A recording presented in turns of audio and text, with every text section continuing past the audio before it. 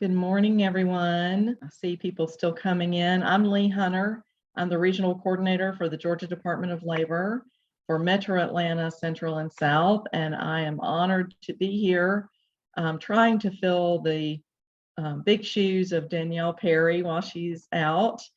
She will be back, but it's my honor to be here this morning working with the great Joy Wilkins. And we have a wonderful, wonderful discussion this morning. Legislative recap. We have three astounding and informative folks here for you today to talk about some of the things that occurred during the legislative session this year. And we're going to give people just a few more minutes. I see them still coming in. As we move along, if you could please enter any questions into chat, and we'll get to those as we can. We're going to kind of do this as a round robin. Ms. King, Jasmine King, needs to leave a little bit early for another meeting, so she will let us know when she has to leave. We'll try to get all the information from her that we can as we go forward with some questions. Okay. Well, let's move ahead, Joy, with the welcome, and let's talk for just a moment about who MAX is. MAX was begun several years ago by some workforce partners who came together and saw the need that there were so many different resources available to both employers, partners, quite frankly, and job seekers alike, and saw the need to get together these people and put them in kind of a convening. And so MAX was born, the Metro Atlanta Exchange, and we have grown exponentially since then. We want to thank our anchor investors, which you will see on this page, some of the people who help us move forward and all of in reaching our goals. And we want to thank our board of directors as well. Okay. So the next MAX Academy will be on trauma-informed customer care, as you can see, on Tuesday, June 14th at 10 o'clock, and you'll see some information via email from that. It will be in person. The next MAX Talks will be a lunch and learn with a leading skilled trades employer. So we all know that the skilled trades are definitely some of the hottest jobs, and we need to be on top of how we can fill these positions. That will be on Wednesday, June 22nd. Thank you, Joy. So as I said, I'm Lee Hunter. I'm with the Georgia Department of Labor and happy to be here. You see the individuals that we have online with you today to talk about the 2022 legislative session. So we're happy to have Tim Cairl with the Metro Atlanta Chamber, Ray Khalfani with the Georgia Budget and Policy Institute, and Jasmine King, who joins us by phone with the Georgia Chamber. So these people have a lot of information to share with us. We will do as I said, a kind of a quick round robin. And Jasmine, if you want to add things as we go through the questions too, that would be much appreciated.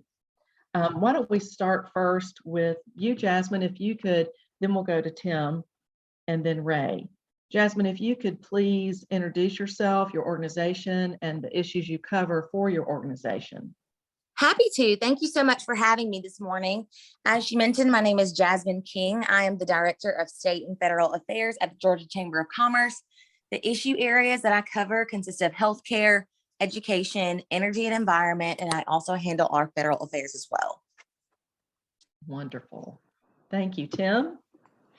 Thanks, Lee. Good morning, everyone. Tim Cairl, Senior Director of Educated Workforce at the Metro Atlanta Chamber. So I handle all of our education and workforce policy and programs, everything from birth to career.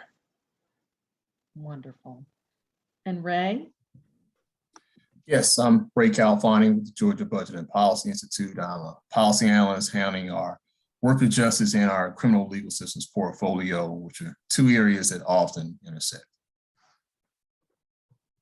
Great. So we're covering quite the ground of information today, and we appreciate everyone taking time out to be with us. Thank you so much. So if we could start back with Jasmine, what are your organization's legislative priorities And we had talked about K through 12, but if we could also encompass kind of K through higher education so we can address the workforce needs for our employers.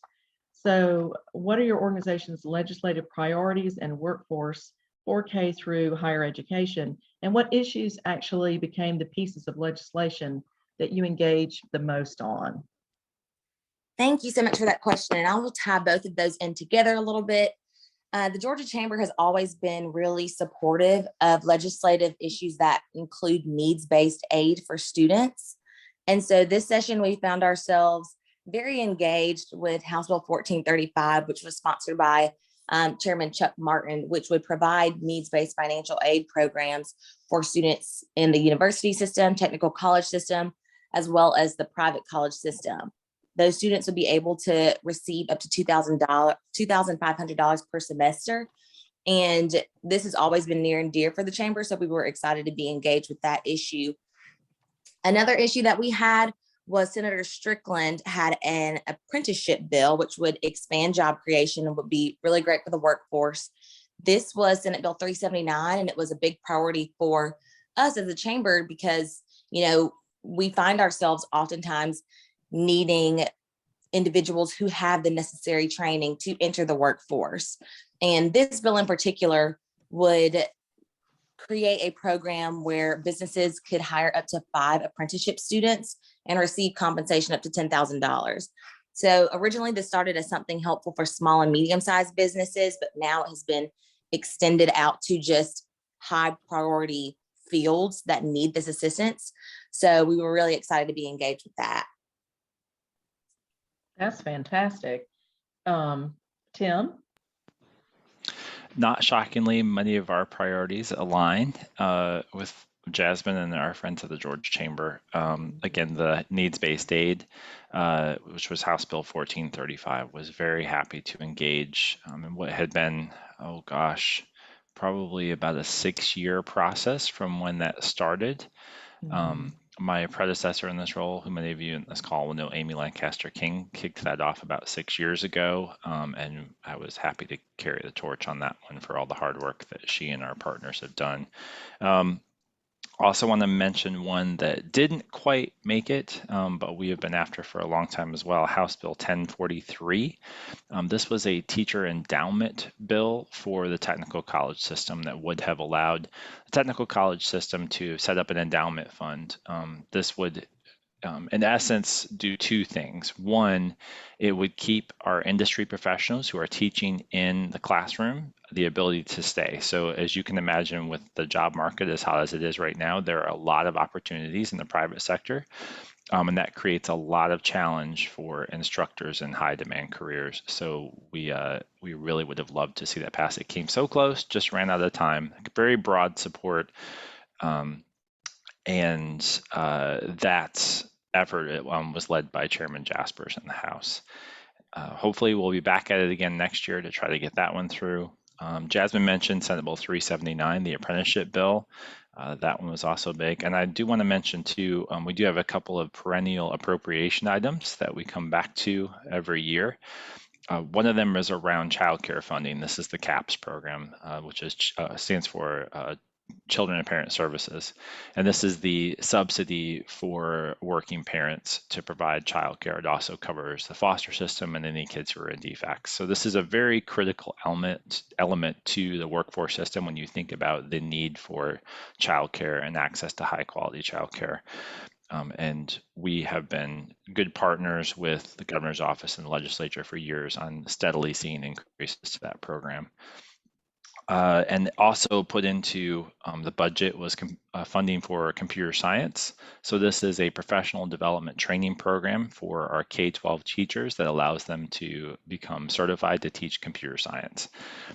You can imagine with the job demand that there is in that field, how important it is that all of our middle and high school kids have access to computer science classes. We were down to about 49% of high schools just 4 years ago. Only 49% of high school students had access to any type of computer science course. And we are now somewhere in the 60s range. So it's steadily creeping up through that program. And we are happy to be a proud supporter of that work, along with many of the folks on this call.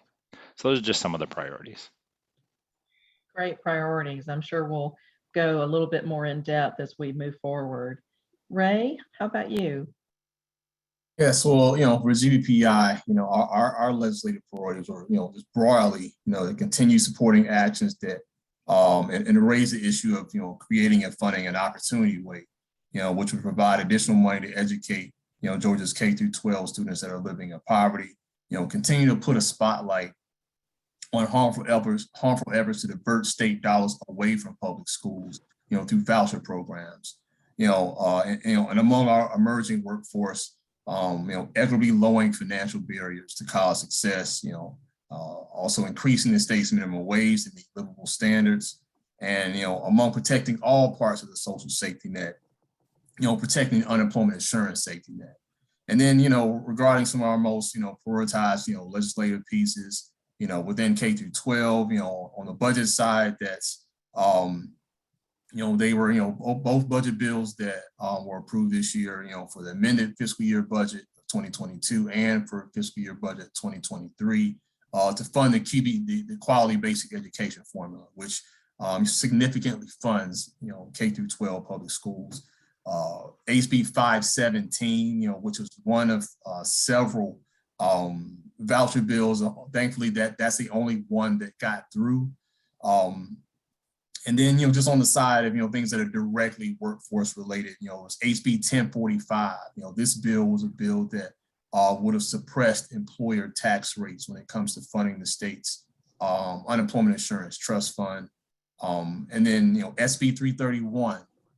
This is a bill that, we certainly, put our sights on to try to stop, which would have tightened the grip on preemption against, local governments to be able to, regulate matters regarding to their unique workforces.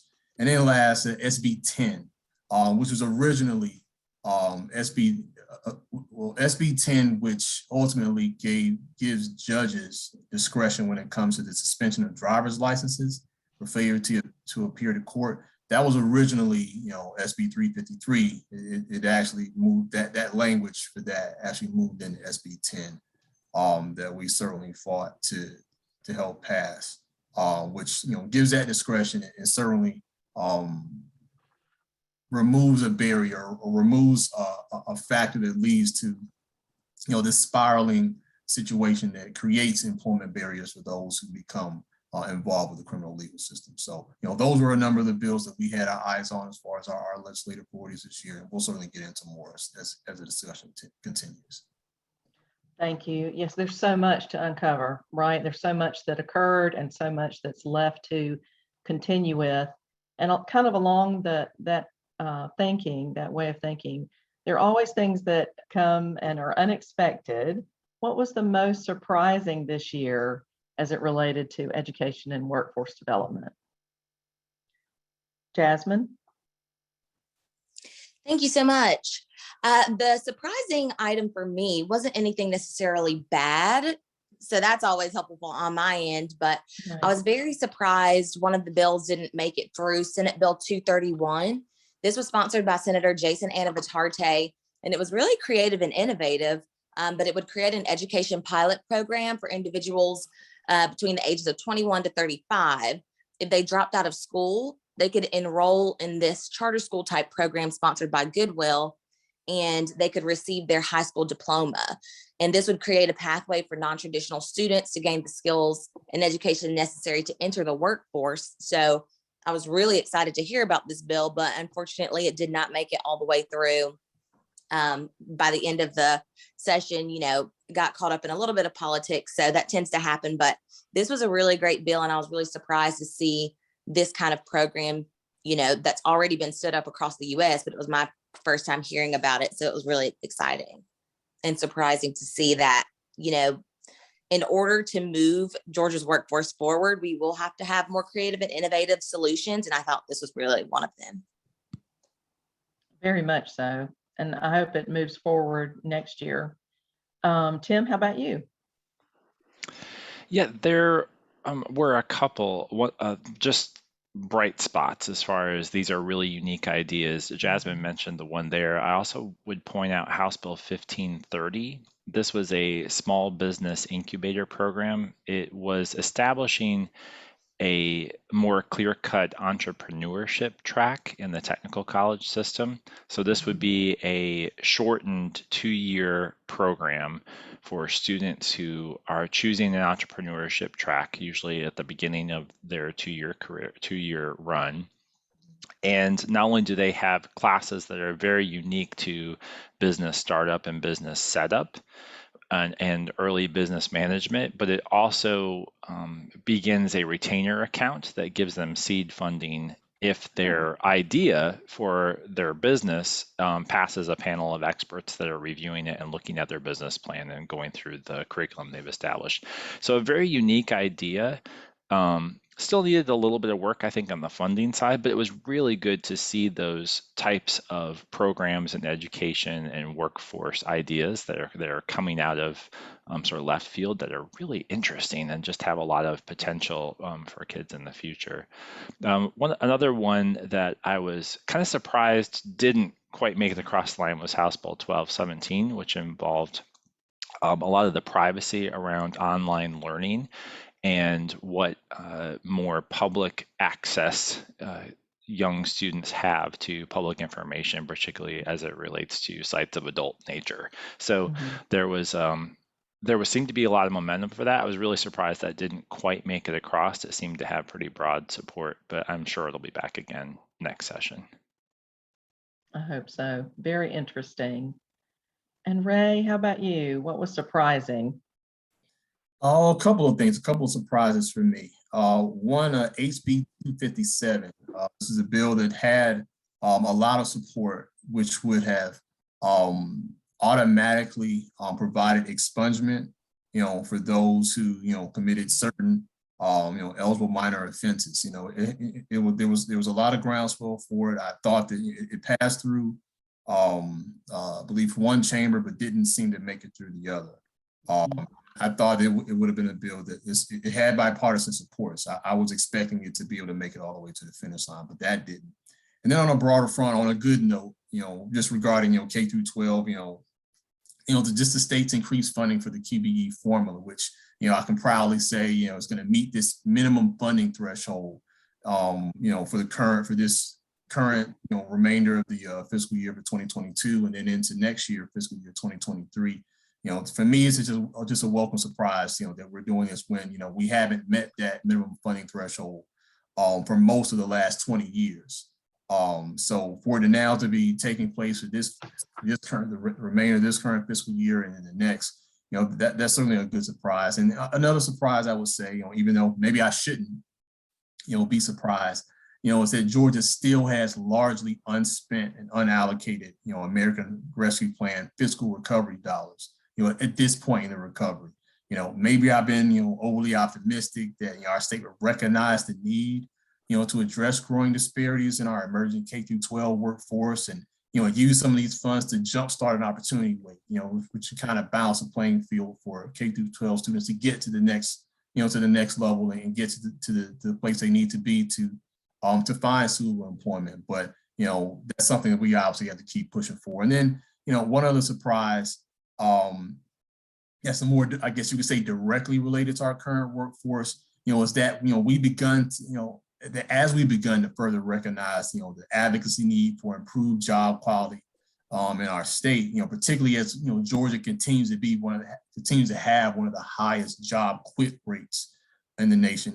There wasn't much of a fight, this session among legislators to tighten the, to fight back against tightening the grip on preemption of local governments, who can best address some of these job quality needs. So, it was about 4 different surprises, I guess you could say, for me.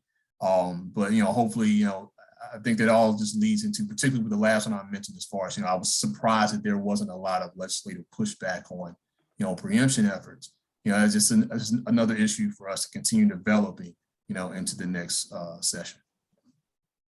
Yes, I can absolutely see that. Thank you very much. Thank you for that insight, all of you. So what were the biggest wins for the workforce development community, and how can MAX members take advantage of some of these positive changes? Jasmine? One thing that I would like to mention is with Senate Bill 379, I've talked a great deal about a lot of the education bills that we kept track of, but specifically for the workforce community, I think this would be great because it would allow those students to get into a workforce that they would like. The businesses could receive reimbursement for those students coming in and working with them. But more importantly, you might find employees who are well-trained because they would have been trained by you, and they might find interest and want to stay there and work for your company. And so I think that's a really great piece of legislation for the workforce development community to kind of lean on. But I'd also like to mention House Bill 385, which was one of Governor Kemp's priority bills, which it would allow retired teachers who have 30 years of credible service to return to the classroom in high needs areas. And right now we're seeing where we are having these teacher shortages, and it's really important that we have qualified educators educating our soon to be workforce. And I think this is a really great way to not only reintroduce those well-trained teachers back into the education field, but to also make sure our students are receiving quality education so that way they can get out of school and be ready for the workforce. Absolutely. Tim, what do you think the biggest wins were? I think I do want to, I think this one actually, Teresa in the chat, I think beat me to it, which was the Mental Health Parity Act, which was a very large bill. Like, so I'm going to put this in context a little bit, which is most of our legislation that we look at through the session is anywhere between, let's say, 1 to about 5 pages. That is kind of the average amount, right? That bill was massive. It was a stack, one that you could barely get a staple through. So it covered a lot of areas of government. It was extremely well thought out. And I say that from the legislative perspective, in that they had been working on this for years. There were several legislators like Katie Dempsey, the Speaker's office, a number of others that have been putting the pieces of this together for years through study committees and working with our state health departments and state agencies. So it was a big package. Omnibus, I think, is what we would normally call it if it was like a congressional package. So just the effort that there was behind members of both parties to get this through both the chambers, even when it seemed to hit a little bit of a bottleneck on the Senate side, the momentum just kept going, and the willingness of the Speaker's office and the chairman just to keep the committee hearings going. They really could have buttoned it up and just kind of shoved it through, and that wasn't the process. It was meant to be open and to take feedback, even criticism or anger or happiness, depending on which side you were on this one. But it was just fascinating to watch and to see something that so many people have been after for a long time move through. And I think that definitely has impacts into the workforce system and education. It kind of spans the full run of workforce and education. So that was a fascinating thing to watch. Thank you. And thank you for addressing that. Thank you, Teresa, for that excellent question. And Darlene, we'll get to your question too. It's a great question as well. Ray, what about additional surprises for you? Yeah, so I mean, there were a number of other wins. I mean, there were a number of wins. Everything that's been mentioned by Tim and Jasmine so far, and also a couple more. HB 397. This is a bill that would change the Hope GED program to the Hope High School Equivalency program, and then even further, it would pay the cost to take the exam, whether it's high school equivalency or GED exams, which is a barrier, to those, before this was put together. Beforehand, there was funding there that if you took the exam, the GED exam, and you passed it, then you would get I believe it was $500 to go towards the education that you would, courses that you would take afterwards. But this here provides that reduces that barrier that people could have where, okay, just to take the exam, they're able to take that, that's able to be subsidized now, and then they can move forward with any of the classes that they choose to take.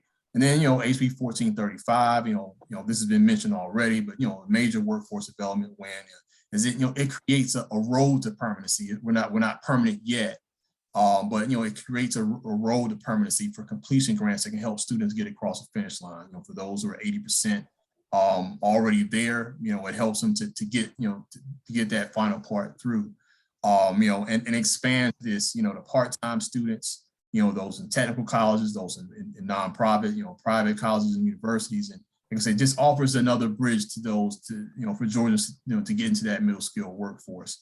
So I'd also say it would be just advantageous, for us as MAX members and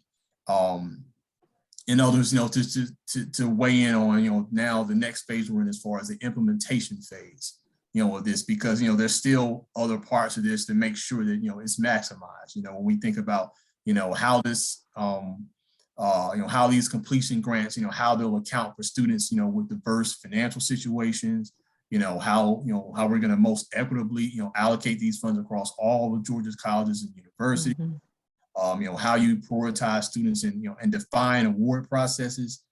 So, all of these things, are, as far as what we can do as MAX members and just, just a greater workforce development community, all of these things will be necessary to continue to push this forward as far as the implementation of HB 1435. And then, just continue touching on, what Jasmine mentioned with HB 379, this is certainly going to, boost, apprenticeship programs across the state, providing another $1.3 million to do so. And, we hopefully, this will strengthen, these bridges to career pathways that can place more Georgians of color on the road to middle skill jobs as well. And then just from a pure budgetary standpoint, there were two other wins. There were $230 million that were allocated now for state spending to go to cover this special institutional fee for students. This fee was put together, a number of years ago to kind of cover budgetary gaps, funding gaps, for colleges and universities that, which is just another financial burden placed on students, and particularly for part-time students, because, this special institutional fee, which is a flat fee. So it didn't matter whether you were in school full-time, whether you were in school part-time, you had to pay the same amount. So when now that, the state is now, covering that fee for students, that will certainly be, a great lift for students to be able to make their way through college and make college more affordable.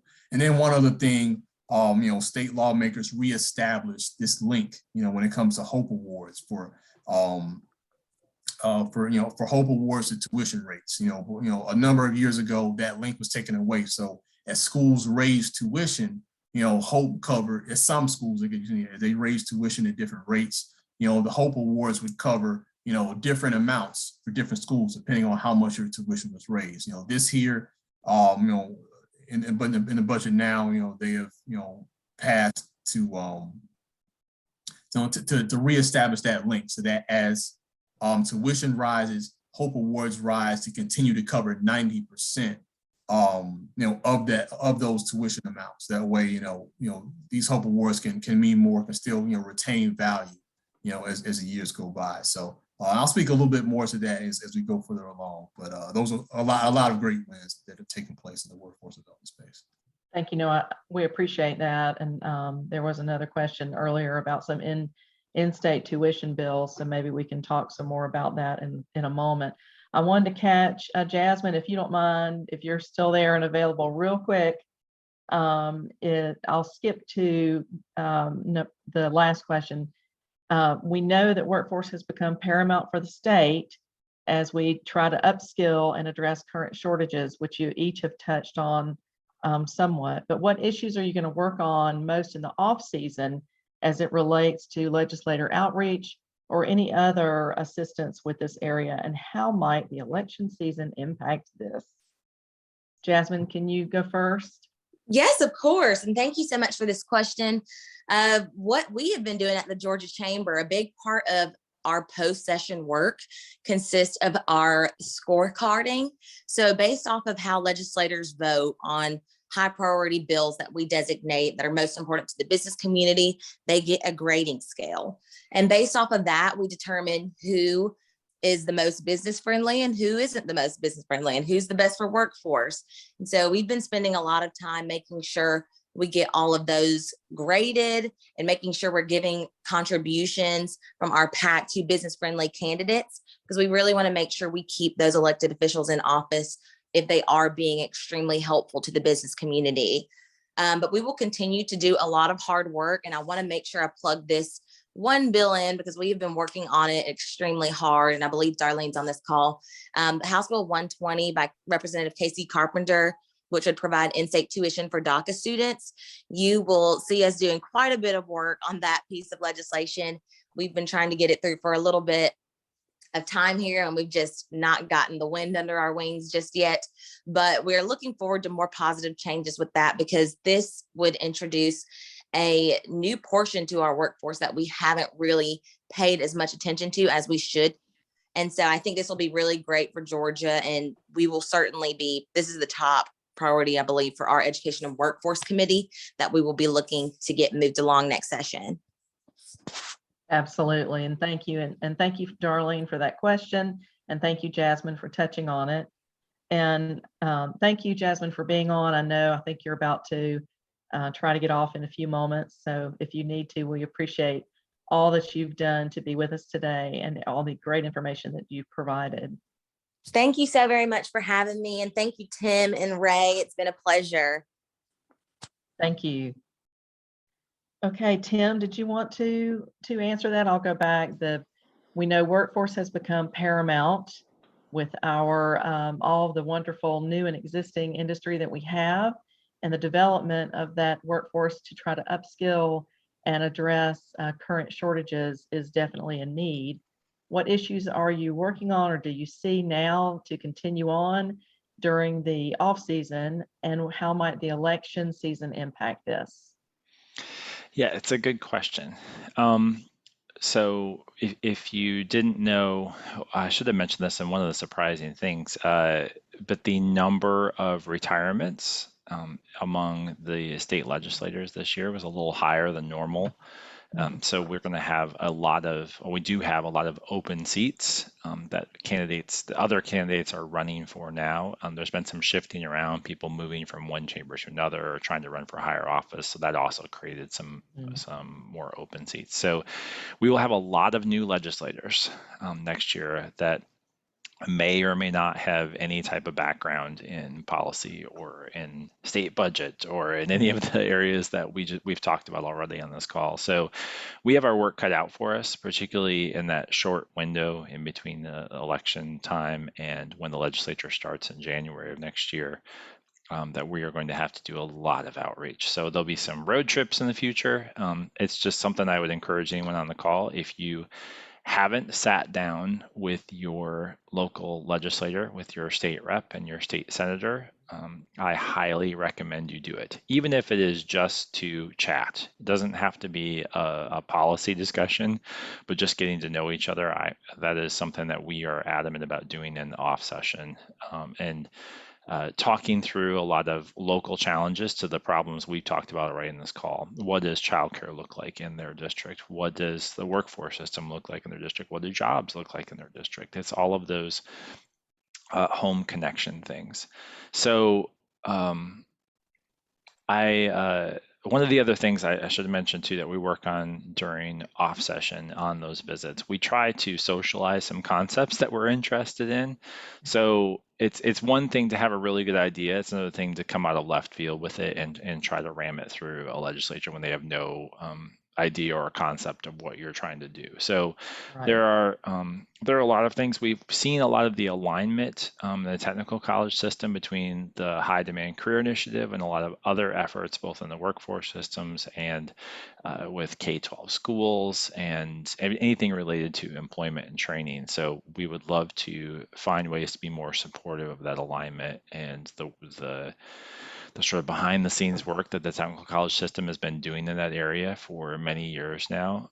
I think there could be broader support in helping them implement a lot of those things. So we continue to talk about those, particularly as it relates to high demand certifications.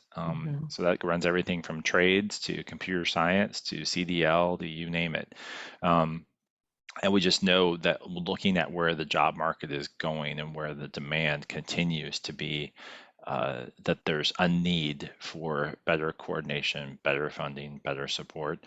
So we want to help lay the groundwork for that going into the next 2 years. Thank you. Excellent, excellent information. Ray, how about you? Any insight into that? Yes, well, I say more on a complementary side. We certainly want to lean in just further into informing the conversation around job quality.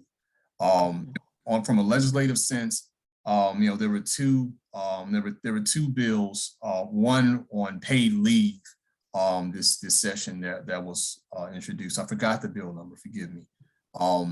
But it did not go through. But it was a bill that looked to expand on the wins and paid leave that we had in the previous year. The previous year was HB 146, which paid leave, I believe 3 weeks of paid leave for state employees, or eligible state employees, eligible full-time state employees. This latest bill that was introduced this session sought to expand that, but also put a funding tie to that to be able to better implement paid leave policies across state agencies. And then another thing that we'll continue to push on into next year and continue to just to develop the groundswell on is an expansion of a bill that did pass regarding workplace harassment, HB 1390. That was a bill that passed the legislature this year that provided codifications in state law, codified in state law, state protections for those against workplace harassment and discrimination. But those are only for city and county employees. And did not, and I don't believe that did not include the public K-12 school system, and that legislators believe that there's separate legislation to handle the unique environment within that workforce. But to build on that, well, we certainly want to to build on the momentum to get that type of legislation to be passed for private, that covers private workers, private employees, so that way they have state protections in private workplaces. So that's something we certainly want to build on for next year.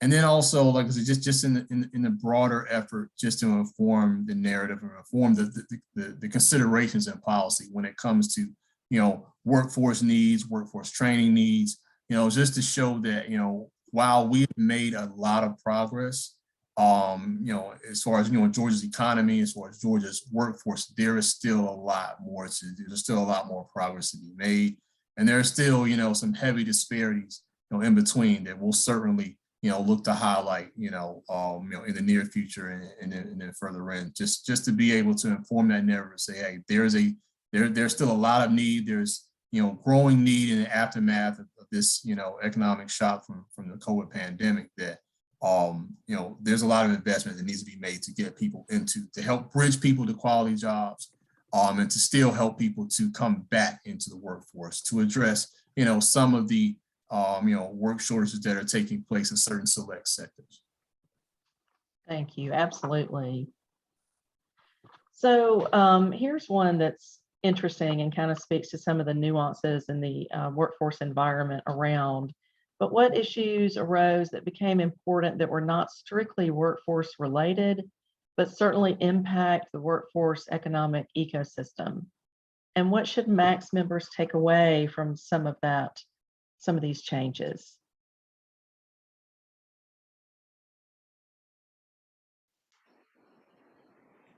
I'll throw one Tim? out there just because Okay. this one was such a big one in the lead up to and at the very beginning of session, but it was the Buckhead city secession from the city of Atlanta. That was what we thought was going to be the long slog, and it actually turned out to die pretty quickly. which to be completely transparent, the Metro Chamber was very happy to work against and to see that go down very quickly. Just the impact on the Atlanta public school system, the impact on everything from property values to business to there's sort of a gamut of things that runs across. But those kind of quick reactionary efforts, instead of looking at the long game of tackling public safety. Ray mentioned already some of the things on the public safety front. I think that those quick reactions where the idea is to like sort of take your Tinker Toys and go home can always be really damaging to the workforce system. So anytime there's a reactionary type legislation that impacts, say, the broader economic field, that we should always be wary of those kind of things. You want things to be thought out. These education and workforce systems that we've been talking about are not new. We've had them a while. So the idea that we would do something that could wholesale impact them overnight, it can be damaging and discouraging, not just to the system itself, but to the people and the families that those systems serve and they impact on a day-to-day basis. So that is something that we're always look out for, and why the three organizations on this call, I think, do tend to lock arms on some things where we're like, no, this is not a good idea. So I think that is the flag I would raise, is that these things have to be thought about and how they impact the end of what we're trying to do. Absolutely. Ray, how about you? Yeah, so well, first I'll try to at least address the last comment I saw just made around this reallocation of funding from the Department of Labor over to the technical college system. That's certainly an important dynamic to look out for. I think one thing that we've tried to highlight at GBPI about this allocation of funding was actually what's taking place before this proposed allocation. So the Department of Labor made a number of cuts during a number of pandemic cuts to staffing levels, or at least to the staffing capacity as far as cutting vacancies. So about 17 vacancies were cut out of the Department of Labor budget that covered workforce development, or at least as far as the division that they were calling in the Department of Labor, workforce solutions.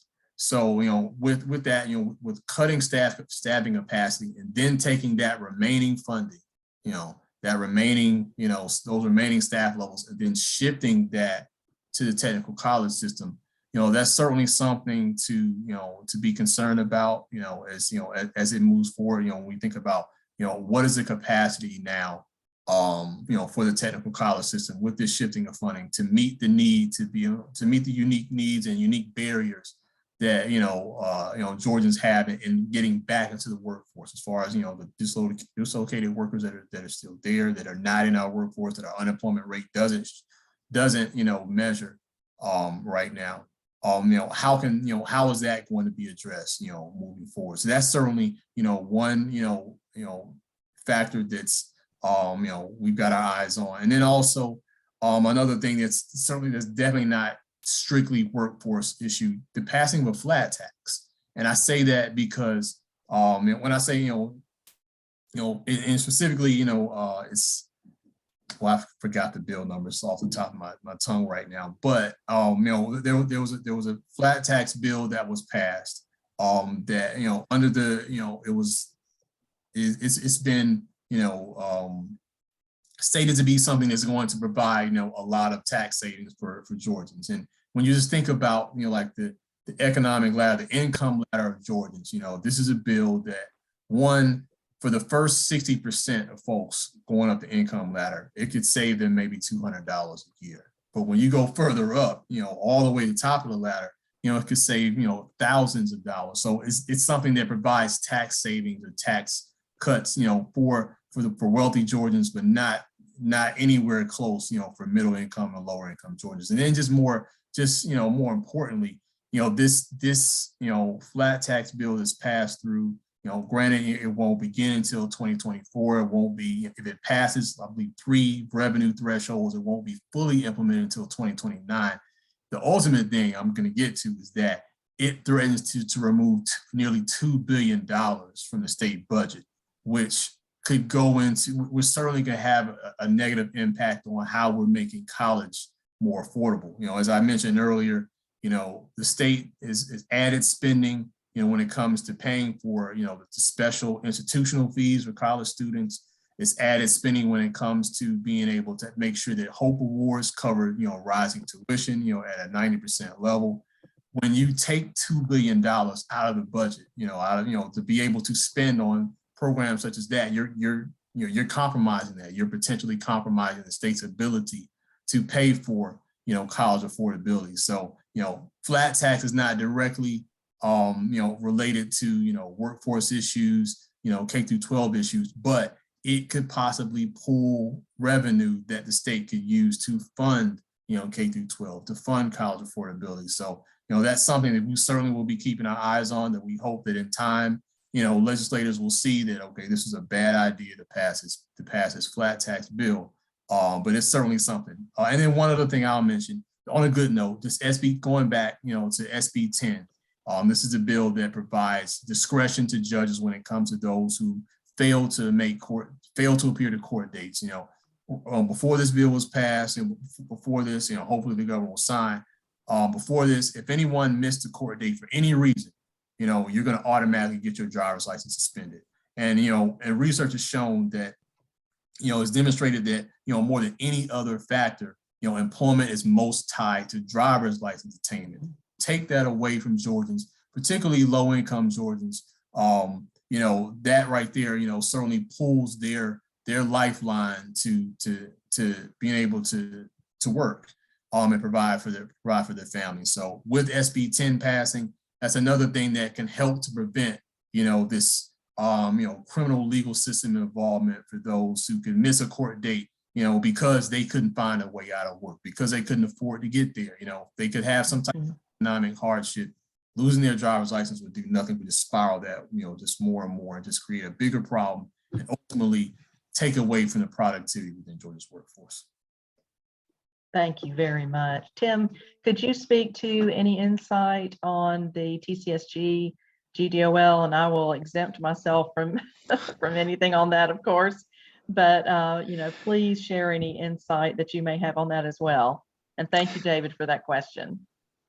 Yeah, I think with that move, what you're seeing is just the continuation of what has been, more than a 15-year move of anything workforce related and federal funding, just moving from the Georgia Department of Labor's oversight and administration to the technical college system. So there's been a concentration of workforce dollars, and that spans everything from apprenticeships to the funding you just mentioned, moving into a centralized position.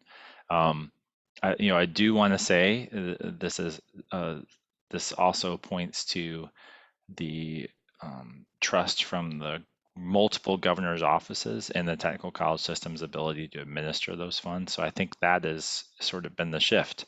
I'm sure there are plenty of behind the scenes things that none of us will ever know, but what it seems to be, just from an observer standpoint, is that there is that concentration is just continuing, that those administration funds are just being more centralized into another agency from other agencies. So we've seen it also in the education space too, with some funding where you've had things that consolidate into one agency that has the department to run it. So that's the only insight. I wish I had more there, but unfortunately there is none. Thank you. Thank you. I think we're not against it. I just want to mention the GBPI. I don't want to give the false impression that GBPI is against this movement of all workforce development responsibility into the technical college system. We're certainly not against that. We're just putting our eyes on how the staffing capacity changes that have been made before that transfer. What does that mean for how they're able to deliver services to those who need it through the technical college system? So.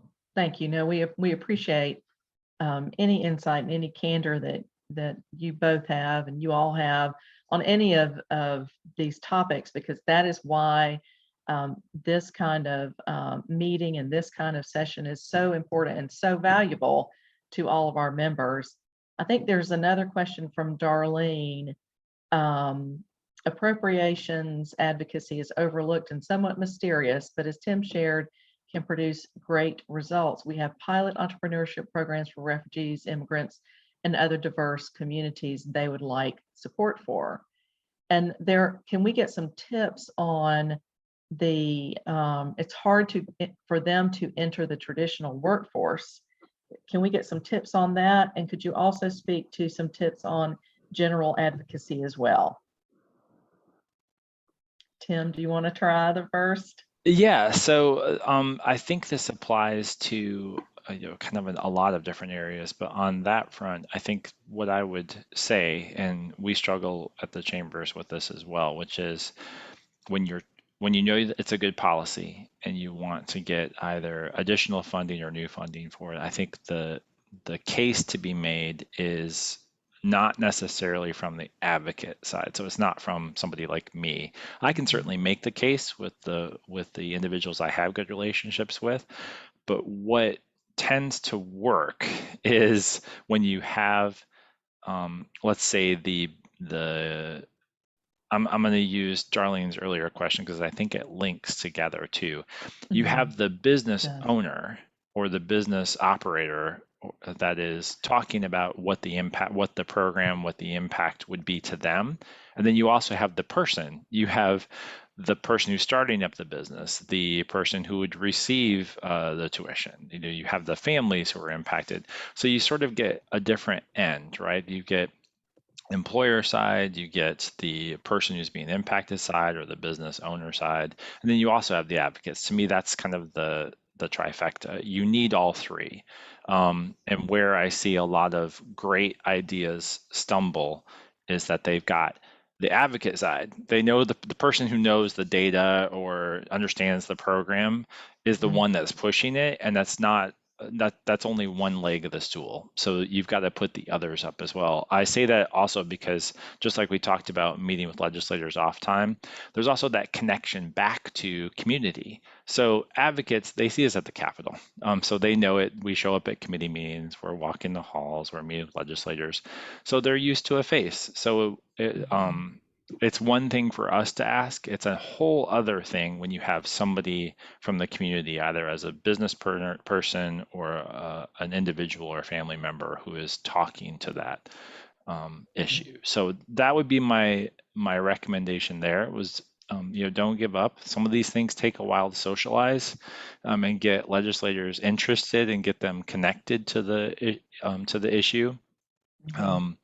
I think some of it might be when you're in the store and you would say, Mom, Dad, I want this. And if you got the we'll see answer, you knew there was a chance. So I feel like that's just sort of where a lot of those issues are. It's not a hard yes, a hard no. There's somewhere in between.